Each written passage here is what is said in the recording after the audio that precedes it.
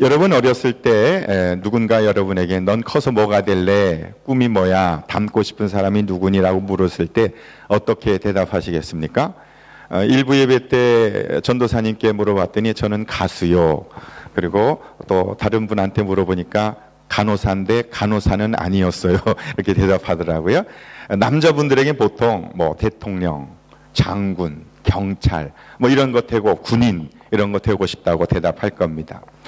만약 신앙생활하는 우리들에게 누군가가 당신은 어떤 사람처럼 예수 믿고 싶습니까? 누구처럼 신앙생활하고 싶습니까? 어떤 사람이 당신이 신앙의 모델입니까? 라고 묻는다면 여러분은 뭐라고 대답하시겠습니까? 물론 정답은 뭐 예수님처럼요 라고 말해야 되겠지만 그것이 바른 대답인 건 알지만 좀 너무 멀다, 무겁다, 가능할까? 이런 생각 듭니다. 아니면 바울이요, 베드로요, 그것도 맞는 말이겠지만 너무 멀리 있는 것 같다, 그런 생각이 있습니다. 만약에 부모님이요, 엄마처럼 예수 믿고 싶어요, 할아버지, 할머니처럼요 라고 말할 수 있다면 그것처럼 더 귀한 일은 없겠지요. 또 그런 이야기 듣는다면 그것처럼 귀한 일이 어디 있겠습니까? 그럼에도 불구하고 성경에 나오는 한 사람의 신앙의 모델을 한번 꼽아보라고 말한다면 여러분 누구를 말할 수 있을 것 같습니까? 저는 가장 좀 편안하고 그리고 바울이나 베드로와 같이 이렇게 마지막에 순교나 또 어떤 교회를 세우거나 성경을 기록한 그런 격동이 있고 열정적이고 그런 분도 닮으면 좋겠지만 가장 일상적인 일반적인 평신도의 입장에서 보고 배울 수 있는 사람이 누굴까? 저는 이 바나바를 좀 추천해 드리고 싶습니다. 오늘 사도행전 9장 26절에서 31절까지 읽었는데 제가 새 번역 성경으로 쉬운 성경으로 다시 한번 26절부터 28절까지를 한번 읽어보겠습니다. 사울이 예루살렘에 이르러서 거기에 있는 제자들과 어울리려고 하였으나 그들은 사울이 제자라는 사실을 믿을 수가 없어서 모두들 그를 두려워하였다. 그러나 바나바는 사울을 맞아들여 사도들에게 데려가서 사울이 길에서 주님을 본 일과 주님께서 그에게 말씀하신 일과 사울이 다마스쿠스에서 예수의 이름으로 담대히 말한 일을 그들에게 이야기해 주었다. 그래서 사울은 제자들과 함께 지내면서 예루살렘을 자유로 드나들며 주님의 이름으로 담대하게 말하였고, 여기 본문에 나오는 이 사울이란 사람은 성경에 신약 성경 27권 중에 13권이나 기록한 사람입니다. 반이나 기록한 사람이에요. 그리고 교회를 많이 세웠고 위대한 사도 바울로 칭해지던 과거의 이름이 사울입니다. 사울은 원래 유대인으로서 전통 유대인으로 기독교인들을 심히 핍박하던 사람이고 심지어는 스데반이라고 하는 예수님을 믿는 집사를 돌로 쳐서 죽이는 그 현장에서 그 사람들의 옷을 맡아 증인의 역할을 감당할 정도로 기독교에 대한 가장 앞장서서 반대를 하던 사람이었습니다. 더 심지어는 요즘 전쟁이 한참 일어나고 있는 성경엔 개역 개정엔 다메섹으로 되어 있는 다마스쿠스의 시리아의 수도죠. 그곳에 가서 예수 믿는 사람들을 체포하여 예루살렘으로 끌고 오기 위하여 갔던 사람입니다. 그런 그가 다마스쿠스로 가다가 빛 가운데 임하신 예수님을 만나게 되었습니다. 예수님께서는 어찌하여 너는 나를 핍박하느냐? 사울은 당신은 누굽니까? 나 예수다. 그리고 그는 눈이 멀었고 그리고 나서 아나니아라고 하는 예수님의 또 다른 제자가 그에게 안수하여 기도함으로 그의 눈에서 비늘이 벗겨져 눈이 보여졌고 그리고 이전에 살아가던 삶을 다 청산하고 그리스도인으로서 더 나아가 주님의 복음을 전하는 사도로서 전도자로서 교회 개척자로서 쓰임받은 사람이 이 사울입니다. 거기까지는 우리가 잘 아는데 그 과정 속에 어떻게 그가 예루살렘 교회에 들어와 그리스도인으로 한 사람의 성도로서 신앙생활하게 되었는지에 대한 내용이 오늘 우리가 함께 읽은 말씀의 내용이 바로 그 말씀입니다. 사울이 예수님 만났습니다. 변했습니다. 그리고 예수님을 믿는 사람들을 핍박하다가 오히려 예수님을 전하는 사람이 되었습니다.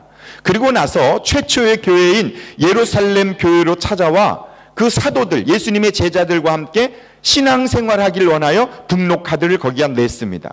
그런데 예루살렘 교회에 있는 기존 성도들은 그 사울이 변화되었다는 사실을 믿을 수가 없었습니다. 자칫 잘못하다가 그에게 걸려서 예루살렘 교회가 다 무너지게 될 것이라는 두려움이 가지고 있었습니다.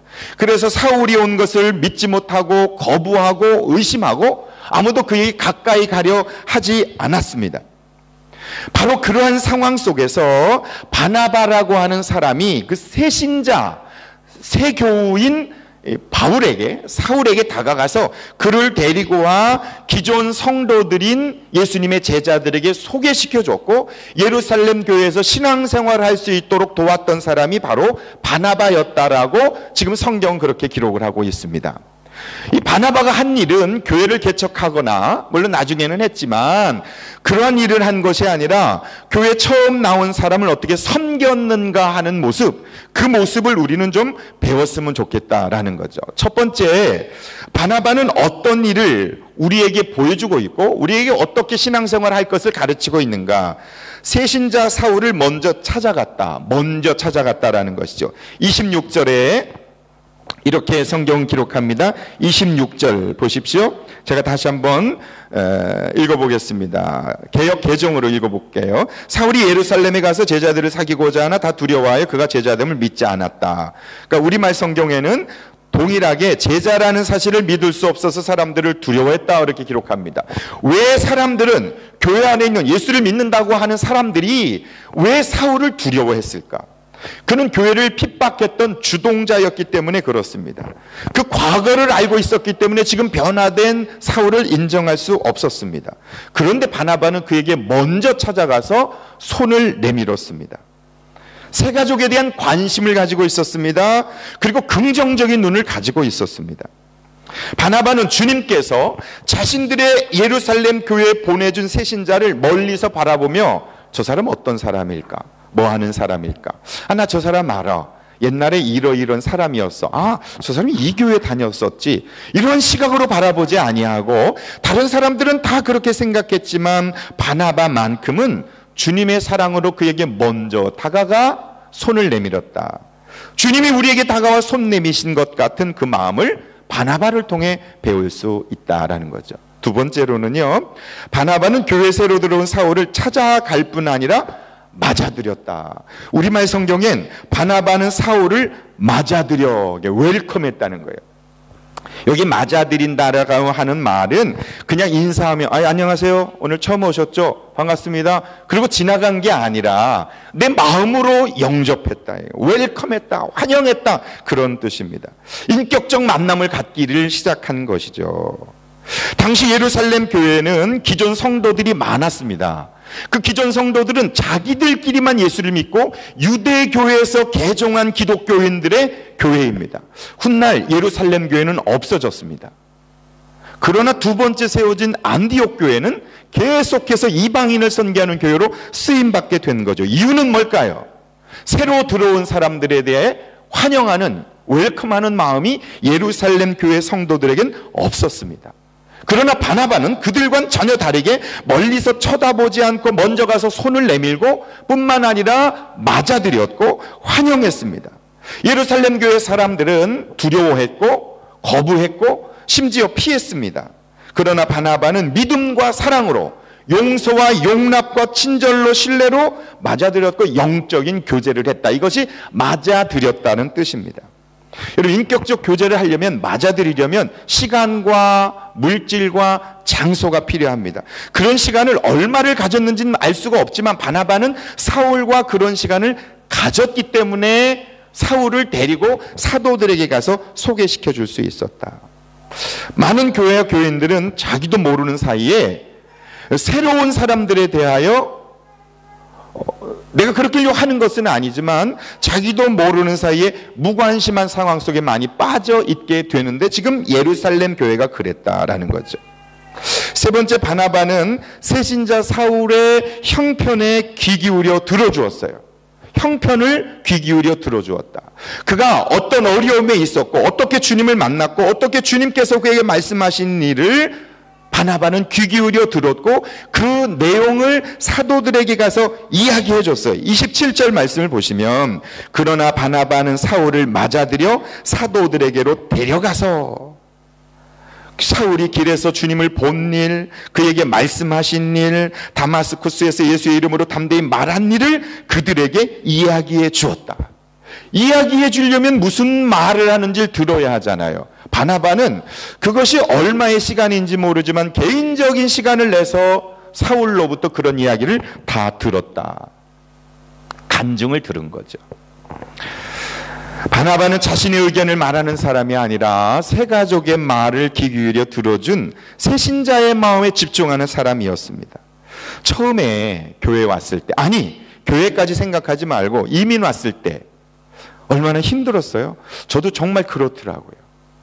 호주라는 나라가 아무리 좋다고 말하지만 아는 사람 없고 그리고 가족도 없고 그리고 새로 이곳에 와서 새로운 사람들을 만나서 적응해 나가는 일은 목사로서도 결코 쉬운 일이 아니었습니다. 그럴 때 누군가가 우리 아이들을 학교에 입학시켜줬고 영어가 안 되니까 서류 같은 것도 준비해 주셨고 그리고 차 사는 거, 집 구하는 거 이런 걸 다 도와줘서 정착할 수가 있게 되었습니다. 뿐만 아니라 힘들고 어려울 때 그런 말을 귀 기울여 주는 사람들이 있었던 거죠. 바나바 같은 사람 때문에 저도 지난 8년이라는 시간을 보낸 것 같습니다. 여러분은 어떠세요? 여러분에게는 어떤 바나바가 있으셨나요? 그러면 그런 사랑을 받은 우리들은 어떻게 신앙생활을 해야 할까요? 이러한 일들은 어려운 일들이 아니라 조금만 관심을 가지면 얼마든지 할 수 있는 일 아닐까요? 네 번째, 바나바는 새신자 사울을 대변해서 소개해주고 중보자의 역할을 했어요. 대변자 역할, 중보자의 역할을 했다. 27절에 보니까요, 사도들에게 데려가서 그들에게 이야기해줬다. 자기가 이야기할 수도 있지만 바나바는 사울을 어색하고 처음 만난 사람이니까 어색하잖아요. 중간에서 사울이 이렇게 해서 이렇게 만났어요. 그리고 이렇게 변화됐어요. 그리고 우리 교회에 새로 왔는데 그리고 이 사람은 바울이고요. 이 사람은 베드로고요. 이 사람은 요한이에요. 야고보입니다. 그 소개를 시켜준 거예요. 사도들을 소개시켜준 거예요. 그러니까 사울이 예루살렘 교회에 와서 사도들하고 인사하며 교회 지도자들이죠. 인사하면서 그 교회에 정착할 수 있게 된 거죠. 이런 모습이 예수님의 모습 아닙니까? 예수님이 우리의 중보자잖아요. 우리가 하나님 앞에 나가지 못하는 철저한 죄인이었을 때 예수님께서 이 땅에 오셔서 우리를 대신하여 십자가에 죽으시고 부활하셔서 승천하셔서 하나님 보좌 우편에서 우리를 향하여 중보해주고 계신 분이 예수님이시죠. 그 예수님 마음을 바나바가 가지고 있었다. 새신자 사울과 기존 교인들에게는 두터운 담이 있었습니다. 그러나 바나바는 그 담을 허물어준 사람입니다. 그 결과 예루살렘 교회를 출입하고 교회에서 기존 교인들과 함께 신앙생활을 하는데 아무런 문제 없이 정착할 수 있게 된 것이죠. 변론해주는 일, 위로해주는 일, 중보자의 역할을 하는 일. 아시는 것처럼 부리지번이 참 좁잖아요. 한 사람만 건너면 금방 알잖아요. 그가 무슨 삶을 살았는지 어떻게 안 하는지 너무너무 잘 알아요. 좋은 거 말고 나쁜 것만 왜 그렇게 잘 기억을 하고 알고 있습니까? 근데 사람들은 좋은 건 말하지 않아요. 나쁜 거, 안 좋은 거, 잘못된 소문, 왜곡된 것에 대해서는 너무너무 잘 대변해줘요. 그리스도인은 그러면 안 되지 않을까요? 그런 게 있다 할지라도 좋은 거, 장점, 그런 것에 대해서 대변해주며 사울이 이전에 예수님 핍박하고 스데반 돌로 쳐서 죽이는 현장의 증인이었지만 지금 변했습니다. 달라졌습니다. 그리고 그 사울의 대변자, 변호사의 역할을 바나바가 해 주었다라는 거죠. 사람은 완전하지 않습니다. 실수합니다. 실패합니다. 넘어질 수 있습니다. 그럴 때 누군가가 가서 손 내밀어서 일으켜 세워줄 때 그것이 얼마나 큰 힘이 됩니까? 우리는 다 연약하기 때문에 누구라도 쓰러질 수 있기 때문에 그럴 때 바나바와 같은 사람 때문에 우리는 용기를 얻고 새로운 믿음 생활을 해 나갈 수 있지 않을까요? 바나바 때문에 위대한 사도 바울이 태어나게 된 것이죠. 다섯 번째는 바나바는 주님의 일을 혼자 하지 않고 함께 동역하는 사람이었어요. 동역자였다. 사도행전 11장 25절 26절 말씀에 보면 제가 읽어보겠습니다. 이 상황은 지금 우리 안디옥 교회가 세워진 배경이에요. 예루살렘 교회에서 안디옥이라고 하는 곳에 이방인들이 전도해서 사람들이 모여서 예배를 드리기 시작했다는 소식을 안디옥 교회에서 들었어요. 그럼 거기 누굴 보낼까? 그러다가 바나바를 안디옥 교회에서 파송해서 안디옥으로, 예루살렘 교회에서 파송해서 안디옥으로 보낸 것입니다. 근데 거기에서 바나바가 목회를 아주 잘했습니다. 근데 사람들이 늘어났어요. 혼자 할 수가 없는 거예요. 그래서 어떻게 할까 그러다가 그 당시에 사울은 예루살렘 교회에 정착을 하려고 애를 썼지만 아마 쉽지 않았었던 것 같아요. 그래서 다소라고 하는 곳에 자신의 고향인 다소로 가서 거기에서 거기서 은둔 생활을 하고 있었어요. 그럴 때 그 다소까지, 예루살렘에서 다소까지 찾아가서 바울을 데려다가 안디옥에서 함께 안디옥에서 다소까지는 한 160km 정도 되는 먼 거리입니다. 그래서 안디옥에서 있었던 바나바가 바울의 고향인 다소에 가서 우리 같이 목회하자, 그리고 데려왔다는 거예요. 그 말씀이 25절 26절인데 우리 함께 좀 읽어보십시다. 시작. 바나바가 사울을 찾으러 다소에 가서 만남에 안디옥에 데리고 와서 둘이 이 교회에 1년간 모여 있어 큰 무리를 가르쳤고 제자들이 안디옥에서 비로소 그리스도인이라 일컬음을 받게 되었더라. 아멘. 다소에서 무슨 어려움이 있었는지 모르지만, 어떤 상처가 있었는지 모르지만 예루살렘 교회에서 신앙생활 하다가 잘 정착이 안 돼서 고향으로 왜 내려갔는지는 잘 모르겠지만 그 다소에 가서 예루살렘 교회가 아닌 안디옥 교회로 와. 사람들이 많이 늘었는데 나 혼자 못하겠다. 그래서 데리고 와서 함께 그곳에서 목회를 한 거예요. 그랬더니 사람들이 많이 늘어난 거예요. 1년 동안.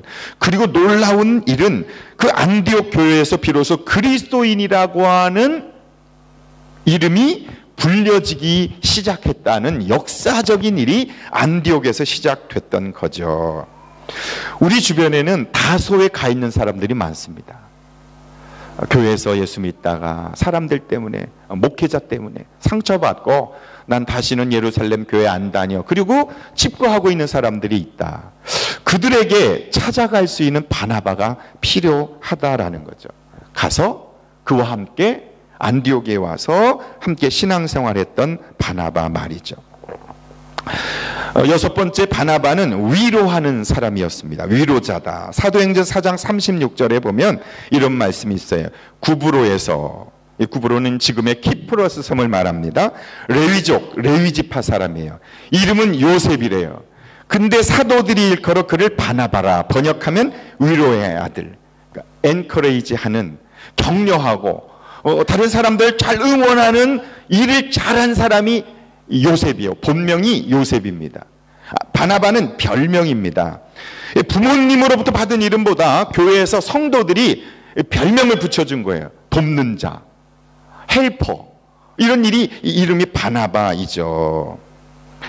바나바는 사도도 아니고 교회 장로도 아닙니다.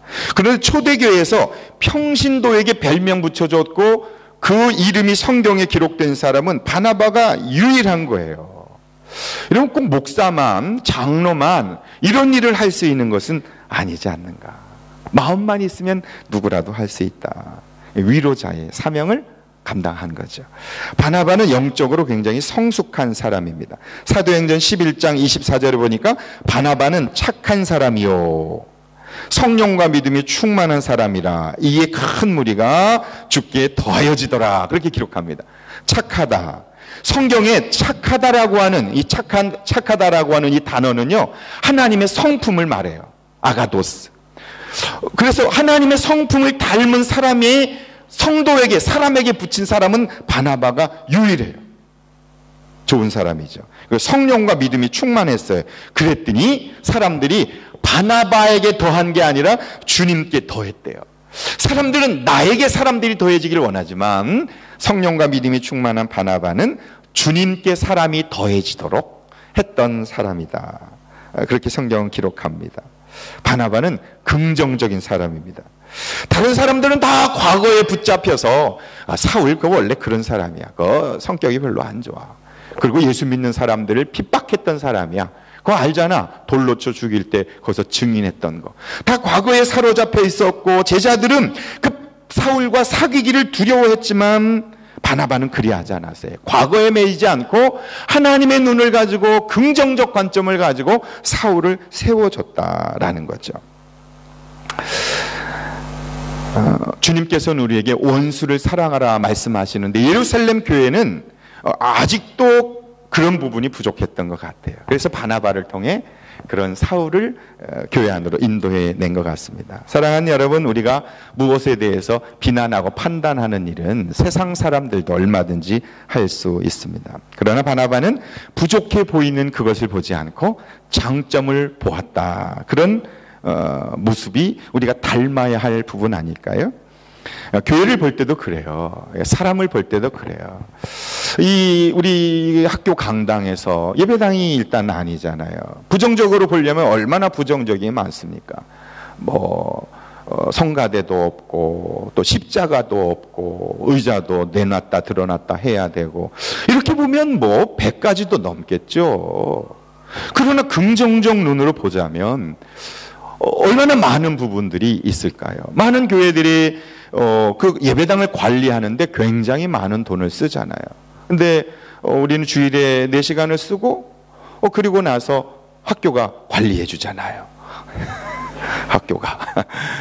그리고 주중에는 또 우리 새벽 예배하는 장소도 있고요. 교육관도 하나님이 이렇게 쓸 수 있도록 또 문기영 목사님을 통해서 허락해 주셨고요. 그런 걸 보면 재정적인 불필요한 낭비를 막을 수 있는 요인들이 많잖아요. 그것으로 뭘 할까? 아이들을 위해서 선교하는데 얼마든지 더 쓸 수 있지 않을까? 더 나아가 교회는 건물이 아니라 사람이라는 유익함을 찾을 수 있잖아요. 가정교회 장점이 그런 거거든요. 여러분, 그 교회가 콘스탄틴 황제가 교회를 국교로 결정하는 AD 313년부터 교회가 무너지기 시작했다는 사실을 아십니까? 그 이전까지는 다 가정교회였어요. 집에서 예배를 드렸어요. 숨어서. 왜? 걸리면 다 죽으니까, 사자밥 되니까, 십자가에 불태워 죽임당하니까 숨어 있는 거예요. 그러고 어느 날 국교가 된 거예요. 콘스탄틴 황제가 보니까 로마의 3분의 1이 기독교인이더래요. 그 당시에. 한 정치인으로 생각해 보세요. 백성의 3분의 1이 기독교인이면 뭘 선택해야 되겠어요? 그래서 기독교로 나라의 종교를 바꿔버린 거예요. 정치적인 부분이 많이 작동된 거죠. 그러니까 사람들이 와, 이제 자유다, 자유롭게 신앙생활하다. 그 많은 사람들이 어디 가서 예수 믿겠어요? 집에서 예수 믿을 일이 없죠. 예배당을 짓기 시작한 거예요. 굉장히 크게. 그리고 거기서 예배 드리면서 예배는 주일에 한번 갔다 오면 끝나는 것으로 형식화된 거예요. 그때 예배 순서가 만들어진 거예요. 이렇게. 그러면 끝. 그리고 주중에는 로마의 사람들이 3분의 1이 기독교인이었지만 로마가 멸망하게 된 결정적 원인은요, 기독교를 종교로 가진 로마 사람들의 타락 때문이었어요. 그래서 로마가 망한 거예요. 여러 가지 이유가 있겠지만 많은 학자들이 로마의 멸망의 원인은 기독교를 종교로 공인화하고 그 기독교인들이 바른 신앙인의 삶을 살아가지 못한 것이 로마 멸망의 결정적 원인이라고 말해요. 제가 봐도 그런 것 같아요. 여러분, 한국 교회 그리스도인들이 없어서 세상으로부터 비난받는 건 아니잖아요. 교회가 없어서도 아니잖아요. 세계에서 가장 큰 예배당이 한국에 얼마나 많이 있어요. 그것 때문 아니라고요. 우리가 삶 속에서, 가정에서, 직장에서 어떻게 바른 믿음 생활, 예배 생활을 해나가느냐 못하느냐에 따라서 달라지는 거죠. 때문에 이 예배당 중심의 신앙생활을 여러분 얼른 내려놓으셔야 해요. 예배당 중심이 아닌 이곳은 말씀 듣고 한 주간에 살아갈 삶을 결단하고 이제 흩어져서 그곳에서 살아가는 삶이 우리의 목적이어야 한다라는 거죠. 그것을 바나바를 통해 배울 수 있죠. 바나바는 인정받는 사람이었습니다. 사도행전 4장 36절에 보면 사도들이 바나바라 그랬어요. 그리고 예루살렘 교회가 바나바를 안디옥으로 보냈어요. 인정받은 거예요. 사도들한테 인정받았어요. 무엇보다 교회의 인정을 받은 거예요. 생각해 보십시오. 인정받는 사람, 또 교회로 인정받았는데 그것을 떠나는 일은 쉬운 일이 아니에요. 또 안디옥 교회에서 신앙생활을 잘하고 목회를 잘해서 교회가 늘어났어요. 근데 그 안디옥 교회에서 바울과 바나바를 선교사로 파송했어요. 근데 거기에 순종한 거예요. 여러분, 우리가 한 곳에 오래 있으면 기득권이 생겨요. 주인 역할을 하려고 하죠. 익숙하니까. 그리고 그 교회에서 뭐 집사, 권사, 뭐 안수 집사, 장로 이렇게 되면 그러면 이제 영향력이 생기는 거예요. 거기를 포기하는 일은 굉장히 어려운 일입니다.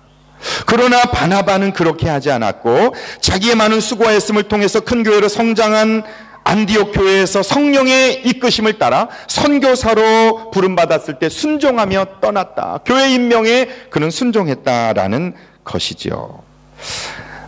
제가 그 하용조 목사님 돌아가셨지만 가장 많이 들었던 말씀은 7년 된 교인들, 이곳에서 훈련받고 잘 연단 받았으면 이제 7년 됐으면 이제 떠나라. 작은 교회로 가라.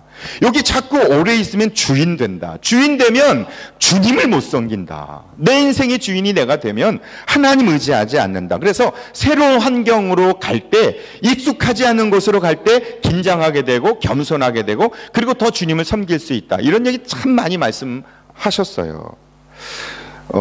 사랑하는 여러분, 우리는 다 교만해서 내가 오랫동안 익숙해지면 그곳을 내가 영원히 유지할 것이라고 착각에 빠질 수 있는데 바나바는 그리하지 않았다. 그는 자신의 기득권을 내려놓고 떠날 줄 아는 사람이었다. 바나바는요, 재물과 몸과 마음을 드렸어요. 사도행전 4장에 보면 그 당시 초대교회 때 가난한 사람들이 많았습니다. 그럴 때 바나바는 하나님 마음에 감동을 주셔서 자신의 밭을 팔아 사도들 발 앞에 두었습니다. 그래서 가난한 사람을 좀 돕자. 자신의 재산을 헌물한 것이죠. 그런데 그 모습을 보고 아나니아 부부가 바나바의 그런 모습을 보고 감동을 받았는지 아니면 시기심이 작동됐는지 모르지만 그들도 재산을 팔았지만 그것을 다 팔았다고 말하고 헌금함으로 하나님께 징계를 받는 모습을 우리가 볼 수 있지 않습니까? 바나바는 헌신의 사람이었다라는 거죠. 정리를 하면 성경에 많은 위대한 사람들이 나옵니다. 그러나 바나바는 그 어떤 사람과 비교해도 뒤처지지 않는 사람이었습니다.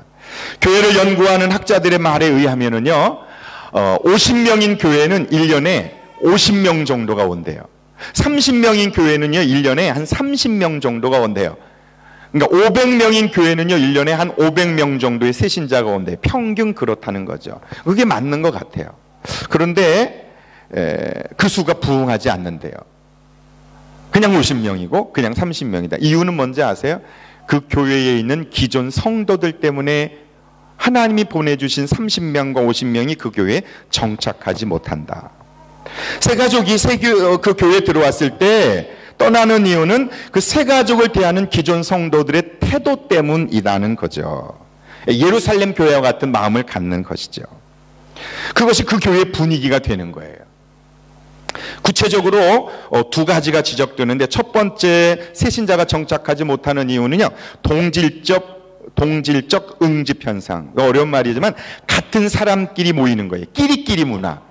동질적 응집. 같은 성향, 같은 고향, 같은 마음을 가진 사람들끼리만 모여 있는 거예요. 예배 끝나면 대부분 그러잖아요. 친한 사람끼리 앉아서 이야기하고 먹고. 근데 새 가족의 눈으로 볼 땐 이미 그것이 다 보여지게 되는 거죠. 새 가족 중심의 교회가 아니라 기존 성도들 중심의 교회는 고인물이 썩는 것처럼 썩을 수밖에 없는 거죠. 그것이 교회 새로 하나님 보내주신 사람들이 정착하지 못하는 첫 번째 이유다. 두 번째로는요, 불친절이래요. 불친절. 냉랭함. 미국의 한 연구자가 조사를 했답니다. 주일 예배에, 정규 예배에 18교회를 정해놓고 그 교회에 주일 예배를 참석했습니다. 새신자 티를 내기 위해서 맨 앞에 가서 앉고 화장실을 자꾸 물어보고, 그리고 자기를 못 알아보면 복도를 이렇게 몇 번 왔다 갔다 하고 밖으로 나갔다가 다시 들어오는 그런 모습을 하면서 나 새신자예요, 이런 모습을 보였대요. 반응이 없을 경우에.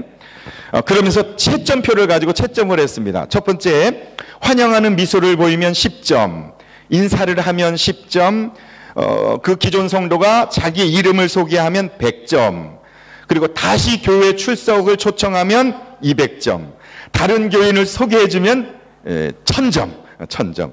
목사님을 만날 수 있도록 인도해주면 2000점 매겼대요. 조사 결과 18교회 중에 11교회가 100점 미만이었고요. 5개 교회는 심지어 20점 미만이었대요. 20점. 조사를 마치고 교회마다 새로운 사람이 왔지만 아무도 관심을 갖지 않는다. 그리고 다시 교회에 올 것을 기대하지 않았다. 이 조사를 통해서 예수를 믿는다고 하는 사람들조차 하나님의 사랑을 받았다고 말하면서도 실제로는 그렇게 살고 있지 않다라는 것을 확인할 수 있었다라는 거죠. 지난 몇 주 동안 새로운 사람들이 예배당에 오시는 것을 소개를 통해서 보셨을 것이고 들으셨을 것입니다. 만약 그분에게 가서 아유 오신 걸 환영합니다. 잘 오셨어요. 저는 누구누구고요. 반갑습니다. 이렇게 인사해 보신 적이 있으신지요? 손들라고는 제가 안 하겠습니다. 해본 적이 만약 없다면 회개하십시오. 회개하셔야 돼요. 그것은 새신자 팀이나 안내팀이 해야 될 것이 아니라 모든 그리스도인들에게 주신 하나님의 사명입니다. 하나님의 사랑을 입은 사람들이 우리가 먼저 변화되지 않으면 결코 그 교회는 변화될 수 없다라는 거죠. 만약에 기존 성도가 왔다가 가는 건 그래도 괜찮아요. 왜냐하면 어느 교회든 선택하여 갈 수 있으니까. 그렇지만 만약에 큰 맘 먹고 오래간만에 그 교회에 와서 나 한번 신앙생활 해봐야지, 예배 드려야지 그러고 왔다가 아유 참 교회 다니는 것도 그러고 가서 다시는 안 왔다면 그 책임은 누구에게 돌릴 수 있을까요? 교회가 부흥하기 위해서는 먼저 기존 성도들의 마음 자세가 달라져야 합니다. 교회 부흥이 목사의 목적을 추구하는 것이 아니라 안디옥 교회의 바나바와 같이 영혼을 살리는 일에 헌신이라면 말이죠. 새로 예수 믿기로 작정하고 교회에 온 사람들에 대해서 어떤 마음을 가지고 있는가. 설교를 마치면서 한 예화를 제가 설교 책을 통해서 본 얘기인데 좀 나누고 마치려고 합니다. 미국 동부의 한 대학에서 사회학을 가르치는 토니 캠벌로라고 하는 교수님이 계십니다. 이분이 한 번은 하와이로 여행을 떠난 일이 있었습니다. 근데 하와이에 도착했을 때 한밤중이었는데 배가 너무 고파서 밖으로 나가서 한 식당을 좀 찾았는데 해변가를 다니다 보니까 해변가에 새벽 2시 정도에 식당이 하나 열려 있더래요. 그 식당에 가가지고 좀 밥을 먹으려고 하는데 엉성한 식당이었는데 예상처럼 그 식당이 굉장히 지저분하고 분위기도 없고 그런 식당이었다고 합니다. 그랬는데 그 밤에 커피를 마시려고 하는데 갑자기 식당 문이 확 열리면서 그 길거리에 여자들처럼 생긴 여자들 6, 7명이 우르르 들어오더래요. 그리고 떠들썩하게 막 얘기를 하고 이제 길에서 이제 몸을 파는 그런 여자들처럼 보인 거예요. 야완 화장에 그 몸도 다 이렇게 보이고 이제 일이 끝나고 그분들도 밥을 먹으러 온 거예요. 새벽 2시에. 근데 그때 갑자기 한 여자가 얘기하다가 야 내일이 내 생일이야. 내가 벌써 39살이나 되었네? 이렇게 이야기했답니다. 그런데 그 말을 들은 다른 여자들이 갑자기 구박을 하기 시작하더래요. 그러면 내일이 네 생일이면 네가 39살이면 우리가 너 생일 축하라도 해주길 바라는 거야? 생일 노래라도 불러주렴? 뭐 케이크라도 사주길 바래? 그렇게 이야기를 하더랍니다. 네 신세에 무슨 생일 타령이냐? 그러자 그 여인이 갑자기 안색이 변하더니 내가 언제 너희들한테 생일 파티 해달라고 그래서 그냥 내일이 내 생일이라고. 그런데 왜 나 무시래? 그리고 막 바락바락 소리를 지르면서 울부짖기 시작했습니다. 그러자 그들끼리 서로 욕설이 오가고 싸움판이 벌어지기 시작했습니다. 그 광경을 한참 보고 있던 캠벌로 교수는 한 여인의 독백이었던 내일이 내 생일인데 이 말에 그냥 축하한다라고 하는 말 한마디를 하면 좋을 텐데 그 내일이 내 생일이라는 그 말 한마디에 그 상황 속에서 받아주지 않아서 싸움판으로 변한 것을 보면서 그 내일이 내 생일인데 그런 말이 듣고 그것을 받아주질 못하나 그런 마음이 들었습니다. 그리고 주인이 막 싸우니까 다 내보냈어요. 그리고 나서 캠벌로 교수가 식당 주인한테 이렇게 물었답니다. 저 여자들은 매일 이 시간에 옵니까? 예, 매일 이 시간에 옵니다. 근데 질들이 안 좋고 만나기만 하면 저렇게 싸우고 그렇습니다. 캠벌로 교수가 말했답니다. 제가 아이디어가 하나 있는데 내일 아까 말했던 저 여자의 생일 잔치를 이곳에서 한번 해주면 안 될까요? 저 여자 이름이 뭐죠? 아그네스입니다. 사람은 참 성품은 좋은데 착한데 너무너무 불쌍해요. 좋은 생각입니다. 그래서 캠벌로 교수와 식당 주인이 서로 얘기하고 새벽 3시 반에 그 엉성한 식당에서 그 아그네스의 얼굴을 한 번도 본 적이 없다고. 생일 축하합니다. 생일 축하합니다. 사랑하는 아그네스, 너의 생일을 축하합니다. 이 노래를 부르는 순간 그 식당 안에 있는 모든 사람들은 다 울고 있었습니다. 이제 케이크를 막 자르려고 하는데 아그네스가 이렇게 말했답니다. 부탁이 있는데 이 케이크 자르지 않고 제가 가져가면 안 될까요? 그래서 아그네스가 그렇게 하라고 그러자 그것을 케이크를 가지고 마치 거룩한 성물인 양 그것을 들고 문 밖으로 나갔습니다. 그 나가는 그 모습을 사람들은 침묵 속에 가만히 보고 있을 때 캠벌로 교수가 이렇게 말했습니다. 우리 아그네스를 위해서 한번 좀 기도하면 안 될까요? 제가 기도하겠습니다. 그리고 모든 사람이 머리를 숙인 길거리 여인들 그 사이에서 캠벌로 교수는 이렇게 기도했습니다. 하나님 아버지, 저 여인에게 하나님의 자비를 베풀어 주셔서 하나님의 뜻을 이루는 삶을 살게 하여 주옵소서. 그날 밤 가장 교회 같지 않는, 가장 교인 같지 않는 사람들 속에 가장 교회 같고 가장 거룩한 예배가 일어난 것입니다. 회복이 된 거죠. 사랑하는 여러분, 오늘 우리에게 필요한 것 그런 거 아닐까요? 우리의 지나간 과거가 아닌 앞으로 하나님이 이끌어 가실 그 소망을 가지고 웰컴하고 바나바와 같이 환영하고 그리고 긍정적인 눈으로 봐주는 그런 바나바의 마음을 가진 사람들을 통해 하나님은 하나님의 나라를 이루어 간다고 저는 확신합니다. 주님의 마음이 그 마음이라고 생각합니다. 기도하시겠습니다.